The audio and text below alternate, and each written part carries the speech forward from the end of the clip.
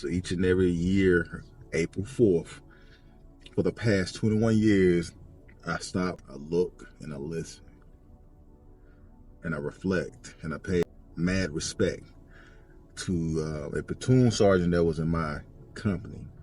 I was a part of 11th Engineer Battalion, 1st Brigade, 3rd Infantry Division out of Fort Stewart, Georgia, 2003. We was on task force to go up into Iraq and hit a lot of objectives. Like specifically one of the major objectives that we had to hit that was on the chessboard or the Monopoly board, or however you want to look at it, was Baghdad International Airport.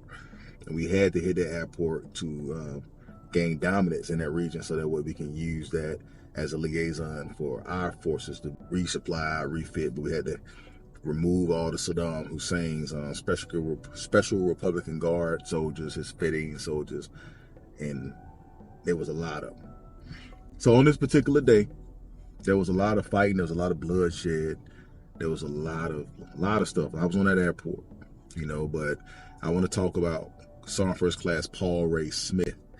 Now, a lot of you guys may not have even heard of him, and that's okay, because I want to keep his legacy alive, because I knew him personally, but from a platoon sergeant perspective, meaning like we didn't hang out. He was much older than me at the time. I was a young 23-year-old specialist. He was a Sergeant First Class who, before the war in Iraq that we was involved in, he was in Desert Storm in the late 80s, early 90s. So he was already a seasoned war vet by the time we even went into Iraq.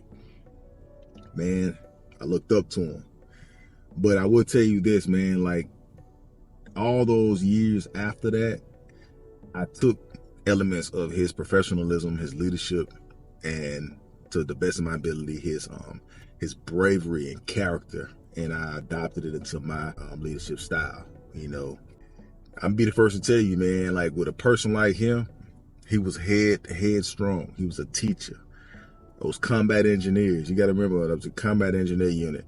They deal with landmines, breaching landmines, explosives, shape charges, crater charges, C4, anything dealing with explosions. That's what those combat engineers did. And I think he was a sapper as well, which was a version of a combat engineer that was more on the lines of like what a ranger is, an Army Ranger, you know. So, but he was in a lot of that.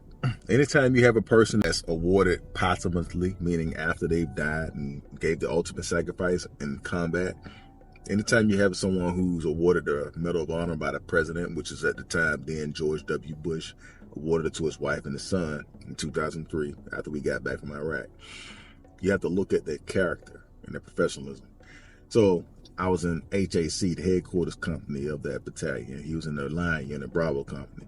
And we used to see the soldiers over there going through an extra element of training when they was under his watch. He did not play. He wanted to make sure his guys was trained to the T. The level of professionalism, the level of dedication to that unit this man had, it showed for every ounce of his being when we was on that airport, when his guys was getting overran. See, let me break it down to you. When we hit that airport, I still remember this to this day. When we hitting that airport, it was an eerie feeling. It was on this highway, and we was like, the airport is 20 miles away, gentlemen. And we was expecting to face a lot of resistance. But when we got on the airport, it was eerily quiet. There wasn't a lot of resistance there, you know, so we thought. Until we found out, like, as the sun was coming up, because it was early in the morning, like 7 o'clock in the morning. The sun was out, but as it was starting to get early, later and later, I guess those soldiers from Saddam's Special Republican Guard, which is his specialized soldiers, like his version of Green Berets, and he had an element of his soldiers called the Fedayeen soldiers. Apparently, you know, they came out on the ground, out of hiding. They was waking up, and they saw that us, Big Bad 3rd Infantry Division, mechanized infantry, was on that airport, and they had to do something about it. And all hell broke. There's a lot of us is on the airport, close quarters combat, shootouts, explosions, you name it. Because I was there, but I wasn't on the same side of the airport. Remember, the airport is big. Got airfield. It was occupied an airfield at the time. You know, we heard a lot of radio chatter. And we found out like the next day that he ultimately had paid the ultimate price with his life. And, you know, we had a memorial for him, right, you know, I think a few days after, you know, with the, you know, the rifle and the boots and the dog tags. So, but yeah. So basically, Sergeant First Class Paul Ray Smith distinguished himself by acts of gallantry and intrepidity above and beyond the call of duty and action with an armed enemy near Baghdad International Airport. That happened on April 4th of 2003. That's 21 years ago to the day. On that day, he was engaged, you know, in the construction of a POW holding area. Remember, combat engineers was doing a lot of POW sites, prisoner of war sites, where we was taking a lot of Saddam's guys, and a lot of them wasn't enemies where you was killing them and then like that. You was like capturing them as well. And we was had a lot of like kind of like a detainees, and we had to like have a certain area, holding area, to like have them detained. And that's what he was apparently doing on that particular day. You know? But unfortunately, on that particular day, while he was doing that with his team, because this is, you know, he's a platoon sergeant, so he's the boss, he's a supervisor, he's a leader of a platoon, which was also known as a task force. Now, his task force was violently attacked by a company-sized enemy force. And like, when you say company-sized, probably about 50 or 100 enemies tried to attack Sergeant First Class Paul Ray Smith and his men. Now, realizing the vulnerability of over 100 of his fellow soldiers, you know, he quickly organized a hasty defense, basically a position of defense to like kind of get his guys out of the way. And that's consisting of 2 platoons of soldiers and 1 Bradley fighting vehicle and 3 armored personnel carriers, what we call 113s. A 113 is a mini tank that carried a couple of soldiers, and a Bradley fighting vehicle is what the infantry guys use, and so with the 22 millimeter gun or 22 Mike, you know, with the coax on it as well. Like a lot of fancy stuff, man, but it's designed for the battlefield. It's designed to take out enemies on the battlefield. That's what the Bradleys are designed to do. And he was a part of occupying that vehicle and to try to deter that attack that he saw coming. Now, as the fight developed, what he ended up doing, you know, he had to brave a lot of those hostile enemy fires. You know, he threw a lot of hand grenades, anti-tank weapons, and he had to jump on there and do it himself. He had a lot of wounded soldiers, you know, that was struck by, you know, RPGs, and a 60 millimeter mortar round.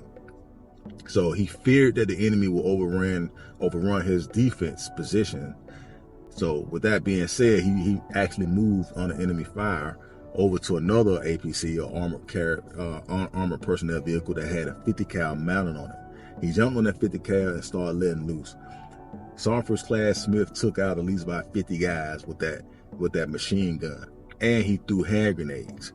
Like, I'm talking about, he was going into the ammo cans, he was throwing hand grenades, taking guys out because his guys was wounded. That's what leaders do. That's what a man of character do. That's what a man of professionalism and gallantry do. He led from the top, point blank, period. His character exhibited that before we even went in Iraq. I seen him in action like a year before that when we were just in garrison doing training. He was that intense. He was a full-fledged professional teacher that wore the uniform to the highest degree. So that's why I'm the way I am, and that's why I looked at training differently from that point on. Ever since I had ranked up throughout the years in my career and became a platoon sergeant myself, we went to the field and did training, task force training, individual tasks, collective tasks.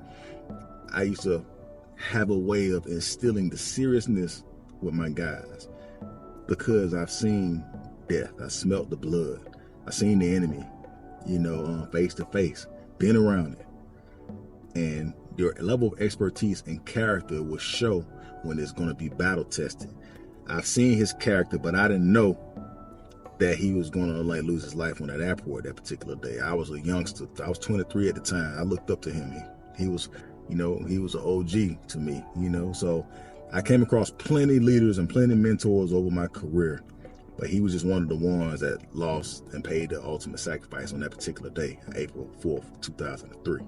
So on this particular day, I wanted to pay homage to him, you know, and they should make a movie out of this. I'm surprised they ain't made a series or a movie or a Netflix, something on Sergeant First Class Paul Ray Smith, man, you know, because Hey, he ain't play.